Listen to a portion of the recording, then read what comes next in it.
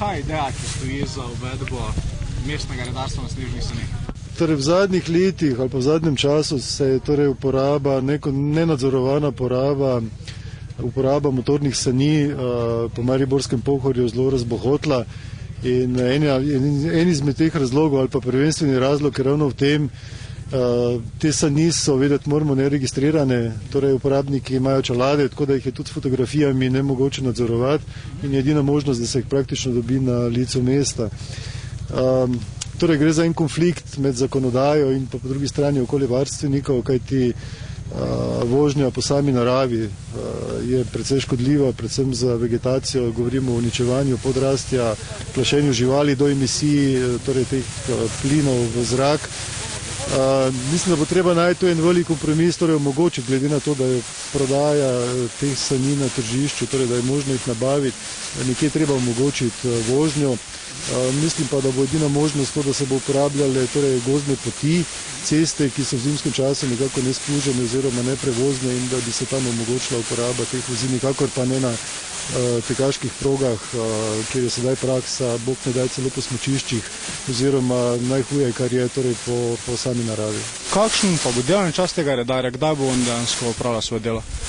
Torej zaenkrat imamo samo enega redarja, poskušali bomo pač dobiti tudi tisti termin največje uporabe teh, bom rekel, po končanem smučanju, torej po 4. uri, tako da bo verjetno kar angažiran še v teh popoldanskih urah, torej tudi po zaprtju smučišč.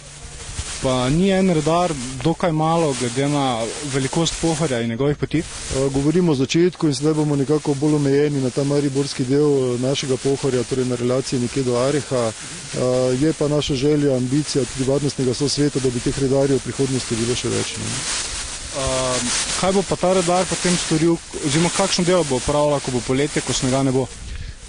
Tam smo soočili z drugim problemom, tudi štirikolesniki, motocross motorji postajajo, bom rekel, torej uporabniki le-teh in je Pohorje vedno bolj privlačno. Tam se srečujemo še z večjim problemom, kajti vsi vemo, da te motorji še globje zarijajo, torej v prst, govorimo o uničevanju narave in razmišljamo o tem, da bi uvedli tudi tako imenovano neko zeleno stražo, imenovano zeleno stražo v sklopu redarske službe tudi v teh poletnih mesecih. Koliko bo pa občino stal ta redar trenutno? Težko bi vam rekel, ker je v sklopu torej redarske službe, kjer je predvideno 25 redarjev za področje mestne občine Maribor in ta redar je v sklopu torej te redarske službe, ni ekstra.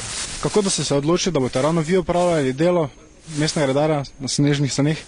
Ja, trenutno pač imam A kategorijo za vozilo in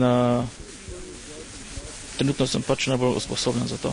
Kako se lahko v praksi predstavljamo postopek, zdaj ko boste vi videli nekoga, ki se vozi po gozdu in to prehitro ali pa preveč ovjesno, kako boste ukrepali? V sodelovanju z policisti in z samimi nadzorniki smučišč lahko potem tudi ukrepamo v skladu z zakoni. Kakšno opremo pa imate s seboj, ne vem, imate lisice? V skladu z zakoni o občinskem redarstvu in imamo redarje vsa sredstva, ki imamo po zakonu. Torej lisice, vezice, plinski razpršilec.